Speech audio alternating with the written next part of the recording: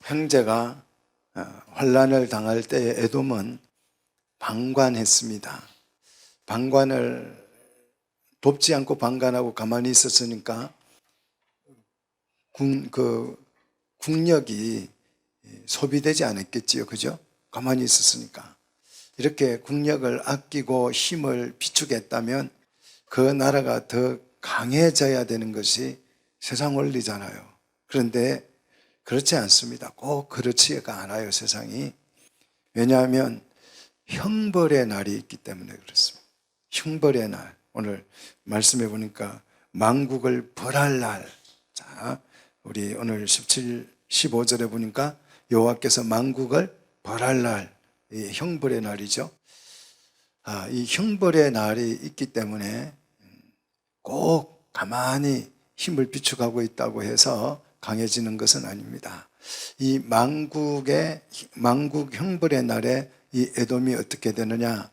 지난 시간에 우리가 배웠듯이 에돔은 멸절된다. 15절에 그렇게 말하고 있습니다. 왜 멸절됩니까? 포악했기 때문에. 포악이 뭐라고요? 형제가 고난을 당하는데 아무것도 하지 않냐고 방관하고 있는 그것이 성경은 포악이라고 그렇게 정의한다고 말씀을 드렸어요. 자, 만국을 벌할 날이 오는데 그러면 누가 이 만국을, 세상의 모든 나라를 벌하느냐? 하나님이 하십니다. 세상의 주인은 그래서 누구다? 하나님이시다. 이 오바다를 배우면서 여러분의 신앙 고백이 달라져야 될 줄로 믿습니다. 하나님은 교회만 계시는 게 아니고 세상 모든 나라의 주인이십니다. 그래서 아브라함이 애굽에 내려가서 아내를 누이라고 속였어요. 왜 속였다고 그랬어요?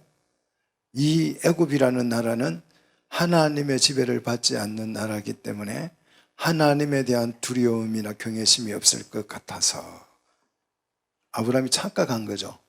그런데 하나님께서 애굽의 바로를 어떻게 해요? 혼내시잖아요. 하나님은 교회 안에서만 하나님이 아니셔요. 믿습니까? 그래서 하나님은 모든 세상의 주인이 되신다 하는 것이 이 오바다의 신앙 고백입니다. 이 고백이 여러분의 고백이 되시기를 축복합니다. 자, 형벌의 이 에돔 족속이 멸절을 한다면 그 당시에 엄청난 고난을 당하고 파괴를 당하고 징계를 받는 그 하나님의 백성들은 어떻게 될까요? 에돔같이 강대한 나라도 멸절이 된다면 정말 고난당하고 파괴당하고 징계받고 침략당하는 그 나라, 에돔이 도와주지 않았던 나라는 어떻게 되느냐? 오늘 17절 말씀해 보니까 오직 시온산에서 피할 자가 있으리니 그랬어요. 피할 자들이 있다. 그 환난과 그 고난 속에서, 재앙 속에서 피해서 살아남을 자가 있다는 거죠. 자, 이 피해서 살아남을 자들이 어디로 도망을 가느냐? 시온산으로 간다는 거죠. 그런데 예루살렘은 시온산에 도시가 세워진 거죠. 그 예루살렘이라는 도시는 시온산 위에 세워진 도시예요. 그런데 예루살렘이 망했으면 시온산에 도망을 간들 무슨 소용이 있겠어요? 우리 6.25 때 보면 그 빨갱이들이 빨치산으로 이렇게 지리산 속으로 다 숨어 들어가서 그 빨치산 그 공산당 그 군인들이 숨어 들어서 지리산에 들어가서 자기들이 살아나려고 애를 썼지만 어찌 됐어요? 결국은 다 잡히고 죽게 되는 거예요. 예루살렘이 멸망을 했으면 시온산에 잠시 웃음 피할 수는 있겠지만 살 길이 없어요. 사실은 살 길이 없는데 여기서 시온산은 실제 시온산이 아니고 이 시온산으로 말하는 이 산, 오늘 이 오바다에서 말하는 이 시온산은 하나님의 통치가 강력하게 구현되는 곳을 말합니다.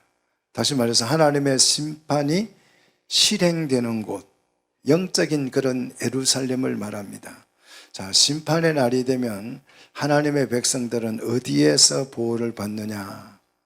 하나님의 통치가 강력하게 구현되는 그곳, 그곳을 하나님의 법정이죠. 하나님의 법정에서 하나님의 백성은 보호를 받는데 이게 진짜 보호예요. 하나님 나를 보호해 주세요. 나를 지켜주세요. 좋습니다. 우리가 길 가다가 넘어지지 않고 뭐 교통사고 안 당하고 그럴 수 있어요. 근데 그런 보호를 하나님이 원하는 게 아니고 어디에서요? 하나님의 법정에서 만국을 벌하는 그 날에 그 벌을 하려면 법정이 있어야 되잖아요. 그 법정에서 우리가 보호를 받는 거예요. 이게 진짜 하나님의 보호예요. 물론 우리가 살아가면서 뭐 사고나 재난으로부터 보호해 주세요. 코로나로부터 보호해 주세요. 그럴 수 있지만 그렇게 기도한다고 코로나 안 걸려요? 사고 한 번도 나지 않게 해주세요. 이렇게 기도한다고 사고 안 납니까? 다 나요. 근데 이 세상에서 우리가 살아가면서 뭐 어떤 그런 사고나 재난으로부터 보호받는 것도 정말 중요하지만 그보다 진짜 보호는 하나님의 법정에서 우리가 보호받아야 될 줄로 믿습니다.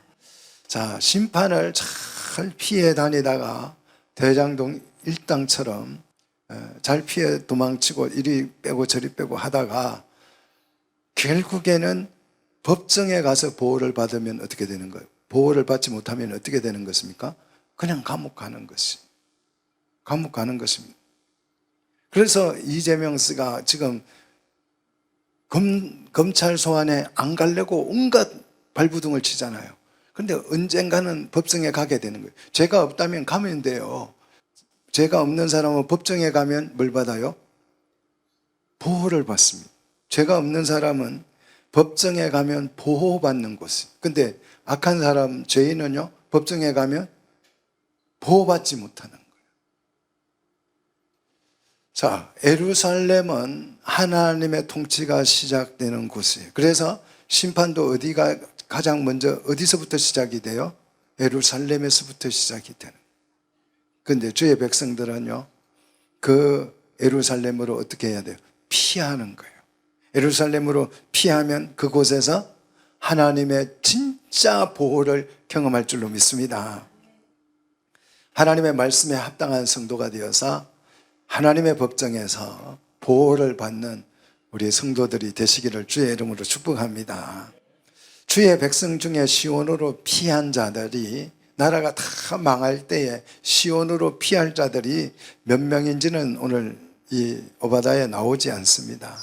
숫자가 많을 수도 있고 적을 수도 있는데 제가 보기에는 그렇게 많은 숫자는 아닐 것 같아요. 하지만 숫자가 많고 적음이 별로 상관없습니다. 숫자가 많으면, 많은 때를 이루면 우리가 보호를 받을 수 있을 것 같아도요, 하나님의 보호는요, 사람의 많고 적음에 달려있다 안 달려있다? 전혀 달려있지 않습니다.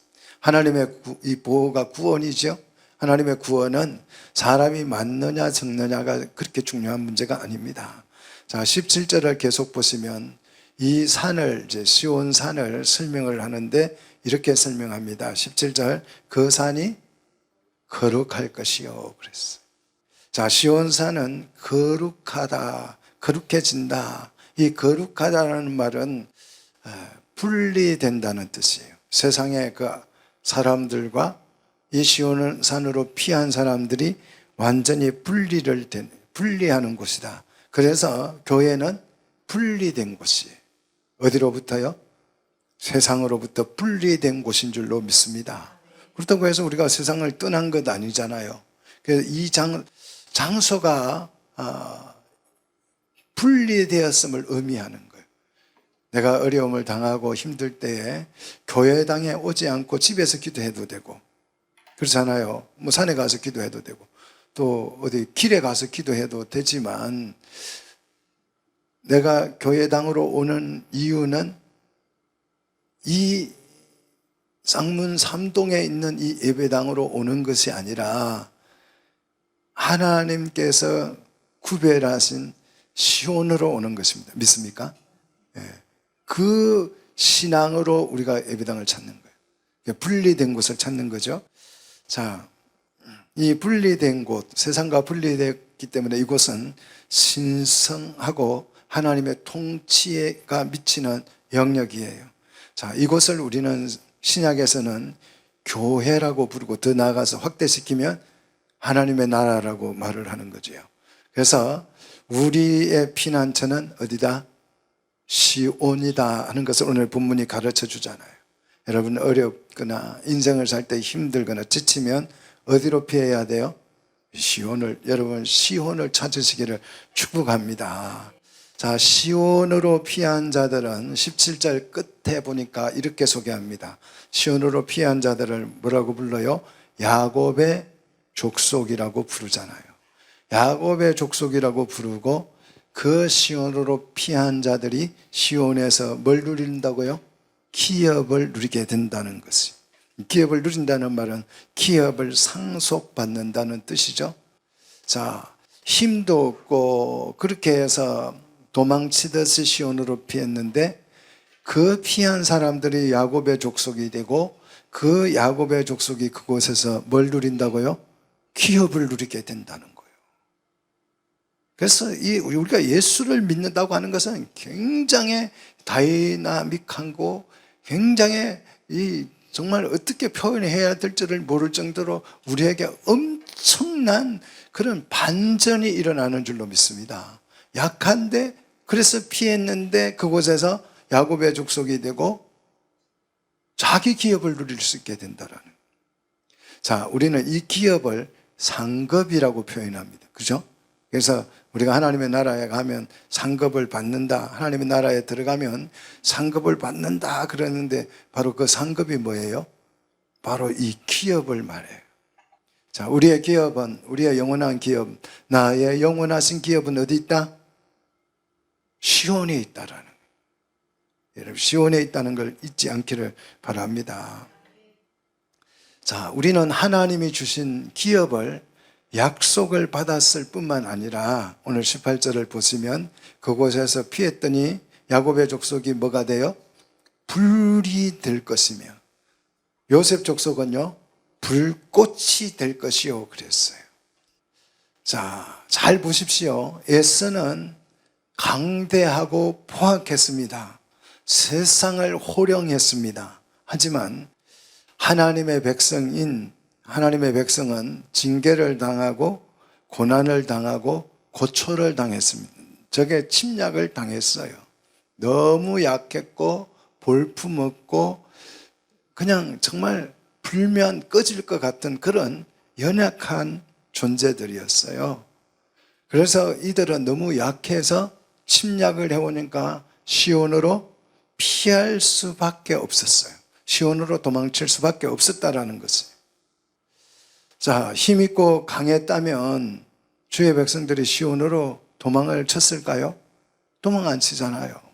왜 도망을 쳐? 힘 있는데. 오히려 힘이 있었다면 시온 같은 거는 생각지도 않고 오히려 시온을 무시하고 시온으로 피하지 않았을 것입니다. 그런데 너무 약해서 피한 거예요. 자, 그랬더니 그곳이 뭐가 돼요? 기업이 되고 자기 기업을 누리는 장소가 됐다는. 자, 그래서 우리 예수 믿는 사람은요, 약함이 뭐다? 강함이다. 약함이 축복이라는 거예요. 바울의 이 신앙 고백을 여러분 배워보십시오. 실제로 약함이 강함이 되는 거예요. 내가 약하기 때문에 하나님께 피했더니 하나님이 나를 붙드셔서 강함이 되신. 그래서 내가 나약하다면 항상 감사할 게 더 많아야 돼. 부자들은 감사할 게 없어요. 강한 사람은 감사할 게 없어요. 자기 힘으로 다 해요. 근데 우리는 약하기 때문에 하나님을 의지하고 하나님께서 우리의 힘이 되어 주셔서 모든 환난과 고난을 이겨냅니다. 그러니까 약한 사람일수록 감사가 넘쳐나야 되는 거예요. 그게 잘못된 성도는 약할수록 불평이 많아져요. 원망이 많아져요. 그건 하나님을 의지하지 않고 내 힘으로 사는 사람이기 때문에 그래요. 예수 믿는다고 말은 하지만 안 믿는 거예요. 실제로는 믿지 않는 거예요. 그러니까 왜 나는 이 모양이냐고 원망 불평하는 거지요. 근데 진짜 하나님을 믿는 사람은 약하기 때문에 하나님을 의지합니다. 믿습니까? 그래서 강함이 되는 거예요. 실제로 약한데 원망하고 불평하는 사람은요, 하나님을 의지하지 않아요. 내가 보기에는 너무 약해서 의지해야 되는데 의지하지 않아요. 자기 힘으로 막 하다가 보니까 이것도 없어 저것도 없어 하고 막 맨날 불평만 생겨요. 의지하지 않고. 그런 사람이 어떤 사람이냐? 교만한 사람. 마음이 굉장히 교만해져 있기 때문에 하나님을 약하면서도 의지하지 않으려고 하는 거죠. 얼마나 불행한 것입니까? 오늘 너무너무 약해서 이들이 어디로 피했다고요? 시온으로 피했더니 그곳에서 야곱의 족속이 되어서 자기 기업을 누리는, 상급을 받는, 기업을 얻게 되는 이 놀라운 역사가 일어났다라는 것입니다. 자, 우리는 잘나지 않아서 힘이 없어서 시온으로 피한 것인데 그 시온으로 피했더니 그곳이 하나님이 통치하시는 곳이더라는 거죠. 그래서 하나님의 통치 아래에서 보호를 받게 됐다는 것입니다. 뿐만 아니라 기업까지 얻게 됐다는 것이에요. 더 나아가서 그들이 불이 되고 불꽃이 되었다라는 것입니다. 그런데 에서는 어떻게 됩니까? 그렇게 강함을 자랑하고 강대하고 세계를 호령하면 세상이 쩔쩔매는 그런 힘을 가진 이 에서는 어떻게 됐어요? 에서는, 자, 계속 보십시오. 에서는 18절 계속 에서 족속은 뭐가 될 것이라? 지푸라기가 될 것이라 그랬어요. 지푸라기. 에서는 너무 강해서 하나님을 피하지 않았습니다. 야곱과 에서 얘기를 너무 잘 알고 있죠. 에서는요, 생긴 것부터 야곱하고는 달라요. 야곱은 좀 야리야리하고 좀 그렇게 생겼다라고 한다면 에서는요, 아주 피부가 붉고요, 몸에 털이 붓실붓실 나고요. 이거 딱 봐도 비범한, 보통 사람이 아니라 비상한 사람이에요. 그래서 그가 활을 메고 가면 막 산을 그냥 누비고 다니면서 산천을 호령하는 그런 사람이잖아요. 야곱은 집에서 뭐 해요? 그냥 빨래나게 하고 설거지나 하고 뭐 유튜브 보면서 요리하는 거나 이렇게 찾아가지고 요리도 만들어 보고 이런 일을 했어요. 왜 야곱이 그랬겠어요? 자긴들 그래도 남자인데 가서 곰과도 맞서보고 사자도 맞서보고 늑대하고도 맞서보면서 막 사냥도 하고 그러고 싶지 않겠어요? 근데 힘이 없어, 힘이. 야곱은 힘이 없어요. 이렇게 힘이 없었던 야곱이 하나님의 보호 아래서 진짜 보호를 받은 거죠. 근데 에서는 하나님의 보호를 받을 필요가 있어요, 없어요? 그러면 하나님의 보호 같은 건 필요 없어요. 그래서 그냥 야생마처럼 그 힘을 가지고 살았는데 다 살고 보니까 야곱은 불이 되고 요셉은 불꽃이 되고 에서는 뭐가 됐더라? 지푸라기가 됐더라는 것이에요. 자, 지푸라기는 불꽃 앞에서 어떻게 돼요? 그냥 여러분 집을 태워보셨어요? 정말 아무것도 안 남아요. 그냥 홀라당 타버리죠. 요즘은 뭐 집으로 집을 짓지 않습니다만 옛날에는 초가집을 짓잖아요. 불 나면요 홀라당이에요. 홀라당. 순식간에 타버려요. 이렇게 겉으로 강대했던 에서는 지푸라기였고 정말 겉으로 볼 때 너무나 약하고 부족했던 야곱은요 불꽃이 됐고 불이 되고 불꽃이 됐더라는 거죠.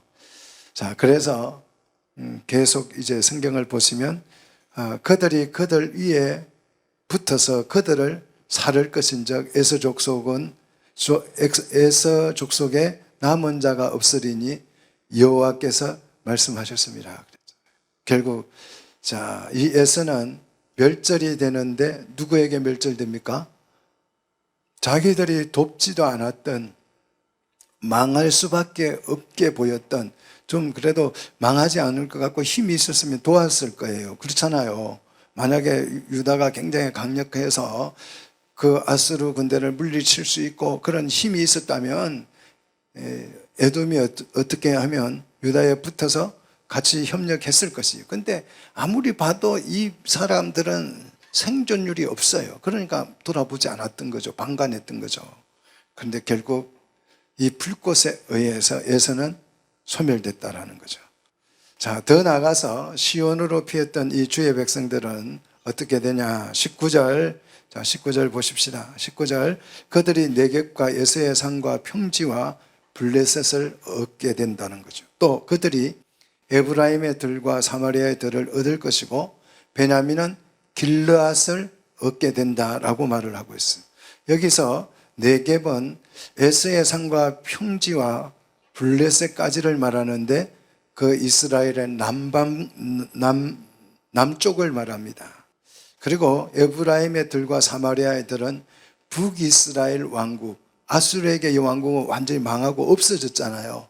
그러니까 그건 아수르 땅이 돼버린 것이에요. 그런데 그 땅을 다시 회복하게 된다는 거죠. 그리고 야곱의 아들 중에서 제일 막내가 누구예요?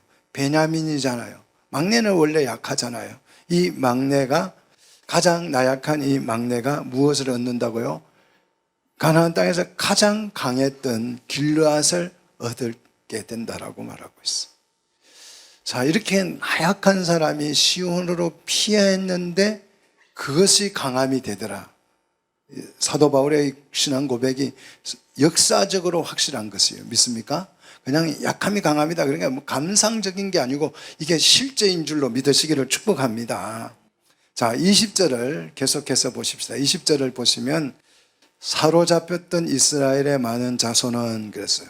자, 17절에 시온으로 피한 자들이 있고 이제 생포가 돼서 포로로 끌려갔던 자손들도 있을 거예요.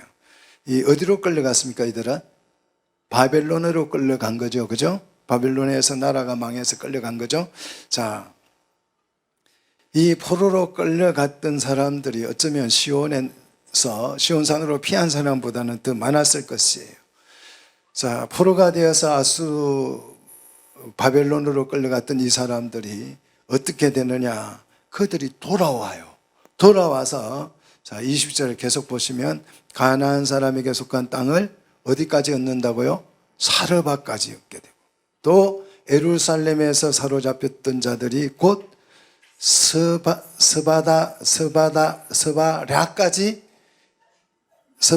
스바라에 있는 자들, 이 예루살렘에 사로잡혔던 자들, 곧 스바라에 있는 자들. 이 스바라는 그 바벨론으로 끌려가서 유배를 당한 장소예요.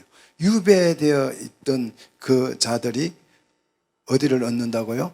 네겝의 성읍들을 다 얻게 될 것이다. 그래야 해서 왕국을, 다윗의 왕국 전체를 회복하게 될 것이다 라고 말씀하고 있어요. 자, 얼마나 여러분이 반전이 기가 막힙니까? 포로로 다 끌려가서 유배를 당했는데 그들이 돌아와서 다윗 왕국을 회복하게 된다라는 것이, 다윗 왕국이 하나님의 나라를 상징하지요. 자, 이 말씀대로 주의 백성들이 포로에서 돌아와서 그 왕국을 회복한 줄로 믿습니다. 자, 언제 됐느냐 그러면 고레스 왕 원년에 그렇게 된 거죠. 그래서 여러분이 성경을 학개서나 에스라서를 한번 읽어보시면 그 회복된 내용을 아주 깨알같이 자세히 설명을 하고 있어요. 그래서 다윗 왕국을 회복했습니다. 자, 이 약속의 말씀이 실제로 역사 속에서 그대로 실현이 됐어요. 포로로 끌려간 사람이 돌아오는 것은 불가능하잖아요. 죽기 전에는. 그런데 70년 만에, 정확하게 70년 만에 말씀대로 그들이 돌아와서 그 말씀이 실현되었다면 앞으로 만국 형벌의 날에 하나님이 세상을 심판하실 때에 주의 백성들도 오늘 이 말씀, 오바다 말씀처럼 보호될 줄로 믿습니다. 우리가 뭐 세상 살아가면서 힘도 없고 부족하고 연약해 보여도 상관없어요. 우리가 시온으로 피한다면 하나님이 우리를 틀림없이 뭐한다? 보호하신다는 거예요. 자, 21절. 자, 그래서 회복이 되어서 주의 백성들이 야곱의 자리에 앉아서 천하를 심판하게 되는데, 자, 21절 이들을 21절 한번 보십시오. 이들을 뭐라고 부릅니까? 구원받은 자들이, 그래서 구원받은 자라고 불러요. 이 구원받은 자들이 포로로 끌려갔던 시온산으로 피했던 어찌됐든 그건 상관없어요. 그 형편은 상관없어요. 어떻게 됐든지 괜찮아요. 그런데 그 구원받은 자들이 어떻게 된다고요? 시온산에 올라와서 누구를 심판한다고요? 에서의 산을 심판하게 된다는 거예요.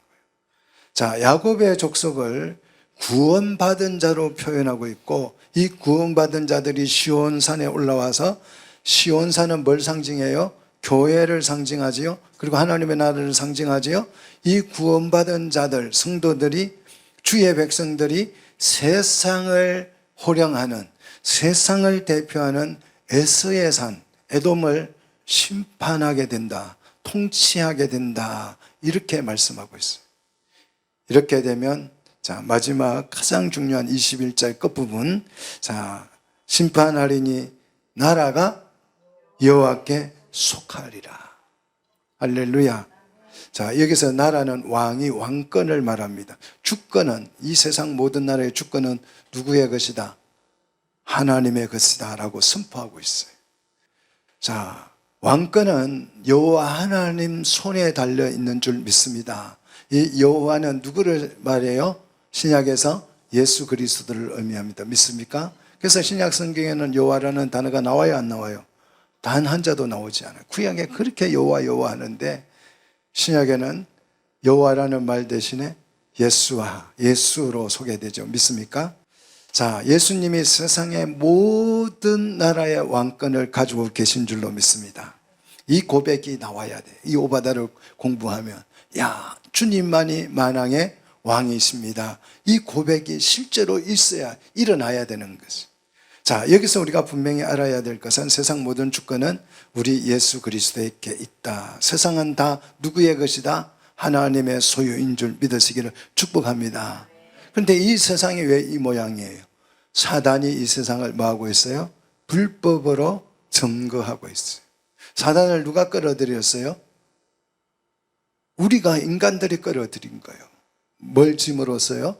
죄를 짐으로써. 북한 김씨 일가가 북한을 불법 점령하고 있는 것처럼 세상의 많은 나라들을 사단이 불법으로 점령하고 있습니다. 이 세상은 하나님이 창조하신 하나님께 속한 나라인 줄 믿으시기를 축복합니다. 자, 우리 예수 믿는 사람들이 이런 상상에 자꾸 빠져요. 나중 우리가 예수를 잘 믿다가 죽으면 우리는 사후세계로 살짝 옮겨가고, 이 세상은 하나님께서 어떻게 다 없애버릴 것이라고 자꾸 생각을 해요. 그렇지가 않아요. 만물을 하나님께서 어떻게 하신다고 그랬어요? 새롭게 한다고 그랬어요. 새롭게. 그게 하나님의 심판이에요. 새롭게 하는데 악인들은 어떻게 돼요? 그 새롭게 할 때 멸망당하는 거지. 우리는 변화돼서 그 새하늘과 새 땅을 얻게 되는 줄로 믿습니다. 자, 이 모든 나라는 다 누구의 것이다? 하나님의 것이다. 자, 이것이 뭐냐 그러면 세상을 바라보는 그리스도인의 눈입니다. 우리의 세계관이 달라져야 돼요. 완전히 바뀌셔야 합니다. 나라가 누구에게 속했다고요? 여호와께 속한 것입니다. 세상 모든 나라는 다 하나님께 속한 것이에요. 하나님의 소유라는 뜻입니다. 그러므로 우리는 사단이 불법으로 점령하고 있는 세상 모든 나라에 우리는 침투해 들어가서 그곳에다가 뭘 선포해야 돼요? 복음을 선포해야 돼요. 복음이 뭐예요? 하나님의 나라가 밀려오고 있다. 하나님의 나라가 가까이 오고 있다. 회개하라. 이게 복음이잖아요. 사단이 점령하고 있는 모든 세상 나라에 우리가 침투에 들어가서 이 기쁜 소식, 복음, 하나님의 나라가 가까이 다가오고 있음을 알려야 하는 거죠. 자, 그래서 이 복음이 전파되는 곳에 뭐가 세워져요? 항상 교회가 세워지죠. 시온이 생긴다. 시온이. 그래서 그 시온으로 피한 자들이 하나님을 힘입어서 약한 자가 강함을 얻게 되는 것입니다. 그때 비로소 하나님의 왕권이 회복되어지고 하나님의 통치의 영역이 넓어지는 줄로 믿습니다.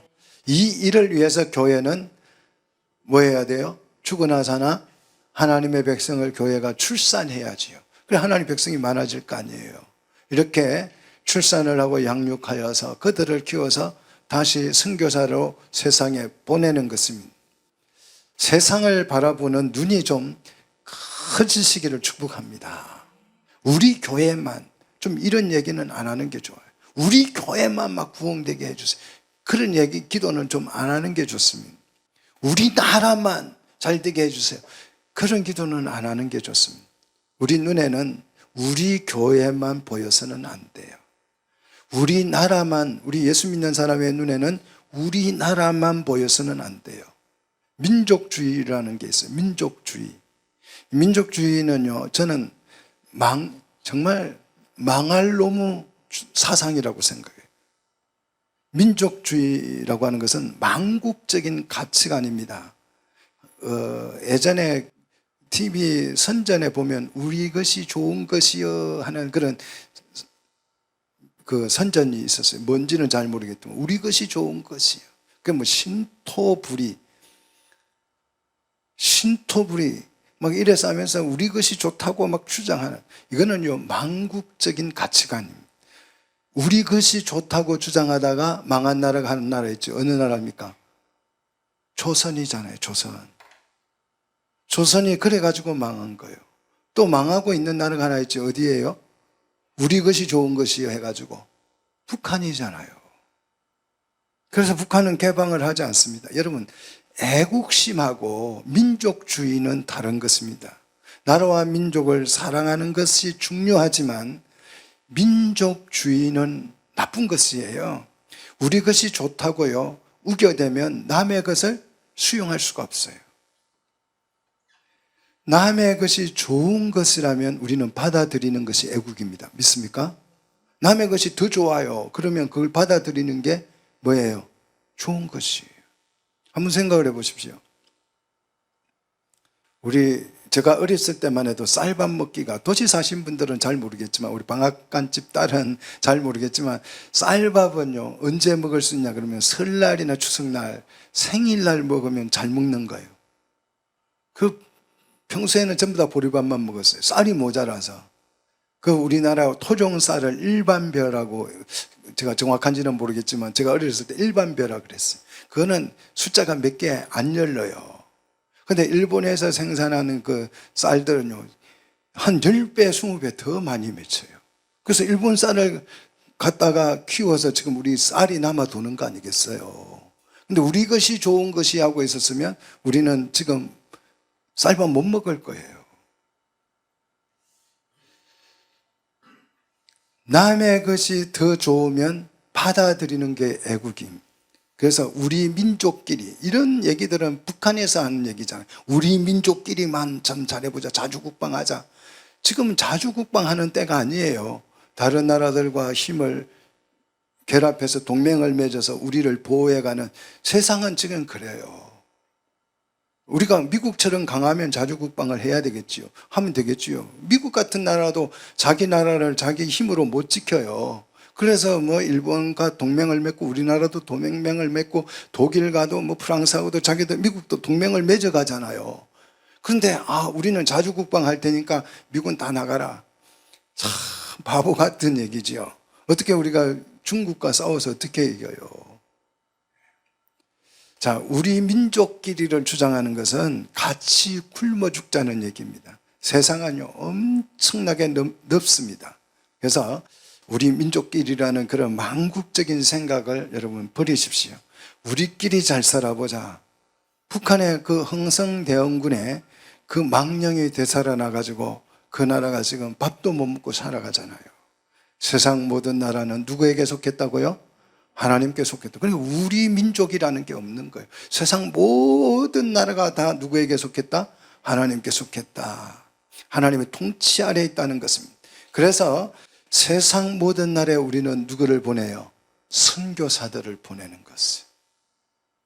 왜? 세상 모든 나라에 선교사들을 보냅니까? 다 그 나라들이 누구의 것이기 때문에 주의 나라의, 주의 소유이기 때문에. 그래서 그 나라들을 가서 잘되게 하려고, 주의 백성들을 구원하여서 그 나라를 잘되게 하려고 선교사들을 보내는 것입니다. 조선이 망해갈 때에요, 미국 선교사들이 엄청나게 찾아왔어요. 조선이 잘 나갈 때는 안 찾아왔는데 망해갈 때에 미국 선교사들이 엄청나게 찾아와서 얼마나 몸부림을 쳤는지 몰라요. 그래서 그들의 비문을 보면 이 사람은 조선인보다 조선을 더 사랑하는 사람이다, 이런 묘명이 있다고요. 얼마나 조선을 사랑했는지. 조선 사람보다 더 조선을 아끼고 사랑했다. 이렇게 해서 내 무덤을 그 미국의 자기 고국에 묻지 말고 어디에다가요? 이 조선에 묻어달라고 외쳤던 선교사들이 그렇게 많았어요.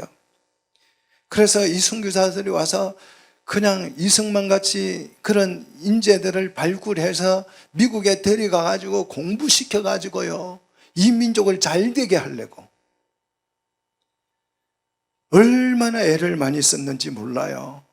이 조선 사람들을 치료해주고 고쳐주려고요, 병원을 그냥 수십억 돈을 그 병원을 건립해가지고 병원을 만들어서 조선 사람들 데려다 치료해주고요. 공부, 정말 그 공부라는 거, 조선시대의 공부는 누구만 할 수 있어요? 양반들만 할 수 있는 거잖아요. 왜 양반들 한 몇 프로 되지도 않아요. 그 사람들만 글을 알지요. 그냥 일반 사람들은 글자도 몰랐어요. 제가 어렸을 때만 해도 우리 부모 세대들, 글 모르는 부모 세대들이 동네 태반이었습니다. 그래서 아들이 군대 가서 편지가 왔는데 그 편지를 읽을 수가 없어가지고 편지 들고 우리가 중학교 다니면 불러가지고 그 편지 읽어달라고 그래요. 그래 읽어보면 어머니, 아버지, 전상서. 전상서가 뭔지 잘 모르겠지만 아무튼 전상서. 무조건 편지 쓰면 부모님 전상서 이래가지고 편지가 와요. 저는 무조건 잘 읽고 밥도 잘 먹고 행복하고 아주 좋은 얘기 잔뜩 써가지고 와요. 다 거짓말이었지요. 예. 그렇게 한글을 모르는 이 세종대왕이 한글을 만들었는데 만들어 놓으면 뭐예요? 그걸 쓰지를 않은 거예요. 그래서 읽을 줄도 몰랐어요. 그래서 한글로 자기 이름도 쓸 줄 모르는 그런 사람들을 데려다가 학교를 세워서요, 공부 가르쳤어요. 누가요? 선교사들이 그랬다고. 선교사들이 우리나라를 발전시키려고 그들이 얼마나 애를 썼는지 몰라요. 우리가요, 한글을 누구에게 배웠다고요? 미국 선교사들한테 배웠다니까요. 미국 선교사들이 와가지고 한글을 배워가지고 우리 그 한글 모르는 우리 국민 조선 사람들에게 가르쳤어요. 그래서 미국 사람들이 와서 한글을 보니까요, 문법이 없어요. 글자는 만들어졌는데 문법이 없어요. 띄어쓰기도 없어요. 그것을 선교사들이 다 시도를 해가지고 주시경 같은 사람 불러다가 공부시켜서 이게 문법을 이렇게 만들어서 문법을 만들어야 글이 의사소통이 편하고 잘 되고 이런 거 다 국어 문법을 누가 만들어줬다고요? 선교사들이 만들어줬다니까요. 근데 이런 걸 잘 모르죠. 왜 그들이 와서 이렇게 조선을 잘 되게 하려고 그렇게 했습니까? 이 나라가 흥성대원군의 나라가 아니고 누구 나라, 고종의 나라가 아니고 누구 나라라고요? 하나님의 나라이기 때문에. 그 당시에 여성의 인권이라고 하는 것은 없었어요. 지금도 이렇게 조선의 망령에 사로잡혀서 사는 사람들이 여자 알기를 우습게, 아내 알기를 우습게 아내는 그냥 밥이나 하고 빨래나 하고 청소나 하고 내 심부름이나 하고 물 떠오라면 물 떠오고 양발 개라면 양발 개고, 그렇게 생각하는 정말 형편없는 그런 조선 사람들이 아직도 살고 있어요. 지금 이 대한민국이 됐는데도. 공부 안 시켰어요, 여자들에게는. 그런데 그 선교사들이 불러다가 이화여대를 만들어가지고 여성 전용 대학을 만들어가지고 그 명문대잖아요. 명문대가 된 거예요. 왜 선교사들이 그냥 와서 선교나 하고 복음이나 전하고 교회나 세워서 그냥 헌금 많이 하라 그러고 그래서 밥 먹고 살면 되지, 왜 이 나라를 잘 되게 하려고 그렇게 몸부림쳤습니까? 이 나라가 누구 사람의 나라가 아니고 누구에게 속한 나라다고요? 하나님께 속한 나라다. 여러분, 이 세계관이 바뀌셔야 돼요. 세상 모든 나라는 하나님의 소유고 하나님의 통치 아래에 있습니다. 믿습니까? 자, 그 나라가 부패하고 악해지면 하나님께서는 그 나라에 누구를 세워요? 악한 지도자를 세워서 그 나라를 통치해요. 나라가 부패하면요, 악한 지도자를 세워요. 그러니까 정가 사범이 대통령이 될라 말라 하고 있잖아요. 이 나라가 그만큼 악해졌다는 것이. 이런 나라는 악의 도구로 악한 사람이 쓰이죠. 그런 세상에 보면 중국이나 시진핑 같은 사람들요, 겉으로 볼 때는 후득해 보여도 얼마나 무섭습니까? 얼마나 무서워요. 지금 뭐 중국인 전체를 다 코로나로 감염시키려고 하잖아요. 근데 우리나라 같은 경우는 전체 다 감염이 돼도 의학 시스템이 있기 때문에 뭐 감기약 사다가 먹으면 괜찮아요. 코로나 걸려도 감기약 올라하면 그때 먹어버리면 뭐 코로나 금방 괜찮아져요. 근데 중국은 그런 약이 없어요. 그래서 코로나 걸리면 죽기 아니면 사는 거예요. 그럼에도 불구하고 다른 선진국 보니까 다 노마스크 하고 그냥 코로나 위드 해가지고 그냥 살더라. 우리도 그러면 위드 코리나 하자 해가지고 다 풀어서 고의적으로 시합한다잖아요. 어느 성이 더 코로나를 많이 걸리게 하는지. 이 경쟁이 붙어가지고. 그러면 약이 없이 코로나에 걸리면 죽거나 살거나 둘 중에 하나잖아요. 얼마나 많은 사람들이 희생될지 몰라요. 이런 악한 지도자가 세워지는 거예요. 나라가 악하면. 자, 악의 도구는, 하나님이 악의 도구를 왜 세우느냐? 하나님의 백성이 잘못됐을 때 악의 도구를, 악한 사람을 지도자로 세우는 것이. 그게 이제 사무엘하 7장 14절에 나와 있죠. 한번 읽어봅시다. 사무엘하 7장 14절. 자, 같이 읽습니다. 나는 그에게 아버지가 되고 그는 내게 아들이 되리니 그가 만일 저를 범하면 내가 사람의 와 인생의 채찍으로 징계하려니와 그랬어. 자, 나는 그에게 아버지가 될 텐데 그 아들이 범죄를 하게 된다면 하나님이 어떻게 징계하신다고요? 사람의 매와 인생의 채찍으로 징계하신다 그랬어요.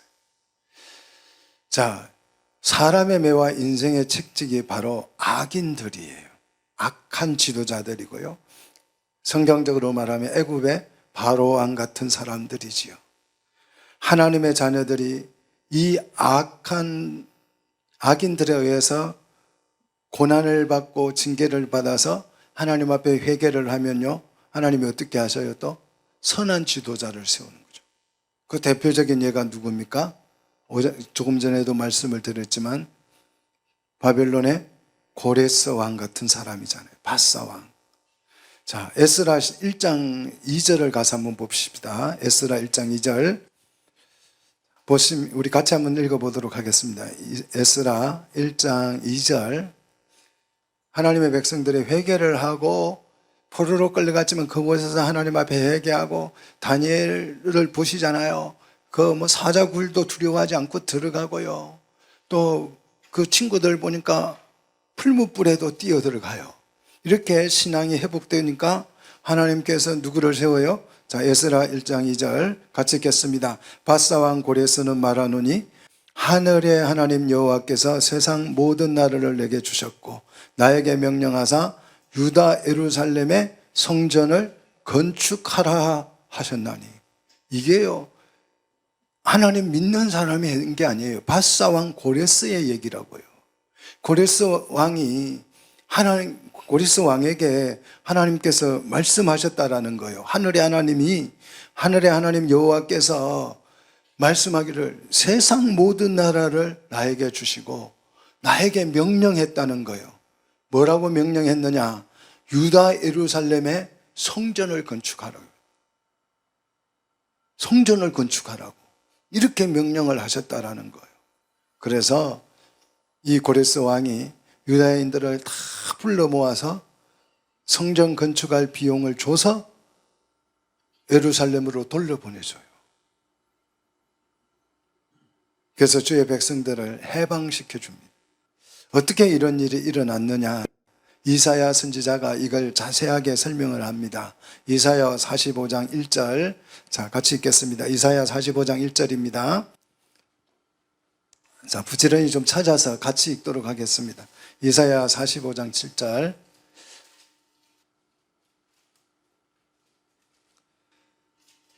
자, 같이 읽습니다. 여호와께서 그의 기름 부음 받은 고레스에게 이같이 말씀하시되 내가 그의 오른손을 붙들고 그 앞에 열국을 항복하게 하며 내가 왕들의 허리를 풀어 그 앞에 문을 열고 성문이 닫히지 못하게 하리라. 아멘. 자, 어떻게 해서 고레스 왕이 만국을 천하로 얻었는지를 이사야가 설명하잖아요. 이사야가 이렇게 설명하잖아요. 여호와께서 그의 기름 부음 받은 고레스에게 이같이 말씀하셨다. 내가 그의 오른손을 붙잡아서 그 앞에 열국이 항복하게 만들었다라는 것이. 그래서 그 열국의 왕들이 허리를 풀어 그래서 허리를 푼다는 것은 항복을 뜻하는 거잖아요. 무장해제잖아요. 무장해제를 하고 성문을 어떻게 했다고요? 열어서 그 성문이 닫히지 않게, 그러니까 개방했다라는 거잖아요. 고레스 왕에게 다 항복하게 만들었다는 거예요. 그래서 바벨론이라고 하는 나라가 세계를 지배했어요. 근데 그 지배한 이유가 뭐라고요? 하나님의 백성들이 회개를 하니까 그들을 돌려보내서 예루살렘의 성전을 건축하게 했다는 것이. 이것이 하나님의 백성을 보호하는 방법이에요. 그래서 우리를 하나님께서 보호하실 때는 죄를 지으면 징계하세요. 이게 보호예요, 징계가. 징계를 받아야 우리는 뭐 합니까? 회개하는 거잖아요. 회개하는 게 보호받는 거니까. 그래서 회개를 하면 이 거대한 세상 모든 나라가, 거대한 국가가 일어나서 하나님의 백성들을 호위하고 보호해줘요. 그래서 이사야 45장 6절에 자, 계속 보십시다. 해 뜨는 곳에서든지 지는 곳에든지 나밖에 다른 이가 없는 줄을 알게 하리라. 나는 여호와라 다른 이가 없느니라. 하나님이 선포되잖아요. 자, 하나님은 전 세계를 다스리고 통치하시는 줄로 믿습니다. 자, 국가의 악한 지도자가 세워지는 까닭은 주의 백성들이 타락하고 부패했기 때문이에요. 우리나라도 혹독한 4년 정말 혹독한 교회가 시련을 당했잖아요. 이렇게 시련을 당함으로써 교회가 깨어난 것이. 겉으로는 교회인데요. 이 교회, 천주교는 교회가 아니죠. 정의사회구제단 해가지고 그냥 정치에 들어가가지고 그냥 좌파 이념을 심을 내고 이들이 선동을 하잖아요. 좌파 이념이라고 하는 것은 결국 동성애예요. 동성애로 가는 거고, 더 가면 이제 정치적 이념으로 사회주의, 공산주의로 가자는 얘기예요. 이게 좌파예요. 그렇게 부패, 교회 안에도 그게 절반은 돼요. 교회 안에도. 그런데 이렇게 코로나를 겪고 악한 지도자를 만나고 이렇게 하면서 교회가 정신 차린 것이. 정신을 차린 하나님께서 교회를 또 보호하잖아요. 교회를 보호하고 있잖아요. 주의 백성들이 타락하고 부패할 때는 악한 지도자를 세웁니다. 그래서 주의 백성들을 징계하십니다. 이게 하나님이 주의 백성을 죄로부터 보호하는 방법이에요. 주의 백성들이 회개하면 또 하나님께서는 어떤 지도자를 세워요? 고레스 같은 지도자를 세워서 주의 백성들을 보호해요. 자, 세상 나라가 하나님께 속했다 하는 것을 이 오바다를 통해서 하나 꼭 기억해야 돼요. 그리고 이 세상 나라는 누가 통치하신다? 하나님이 통치하신다. 그래서 우리의 세계관이 달라져야 된다는 것이, 세상을 보는 눈이 달라지시기를 축복합니다.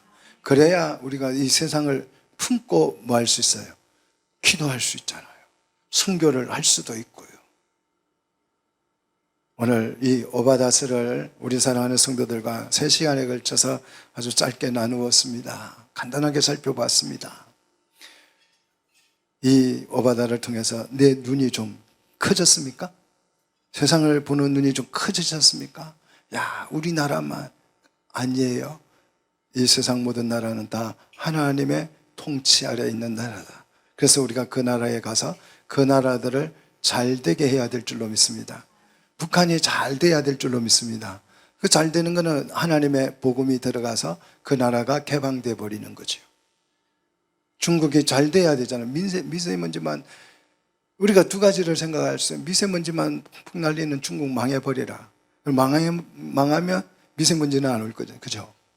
근데 정말 중국이 잘 돼서 대한민국처럼 부강한 나라가 되면 어떻게 되겠어요? 자유로운 나라가 되면 환경 막 이런 거 해가지고 미세먼지 서울 시내에 없어졌잖아요. 예전에는 뭐 부산 대도시에는 가면 스모그 현상이 정말 가득했었잖아요. 그런데 잘 살게 되니까 그거 다 공장들 내보내고 뭐 법적 기준을 만들어서 환경이 오염 안 되도록 만들고 잘 사니까 이렇게 할 수 있는 거예요. 우리가 다른 세상 모든 나라도 다 잘 돼야 될 줄로 믿습니다. 왜냐? 하나님의 소유이기 때문에. 그래서 우리가 세상에 나가서 뭐 해야 된다? 이 하나님의 나라를 선포하고 복음을 전해야 된다. 이것이 오바다의 핵심 내용입니다.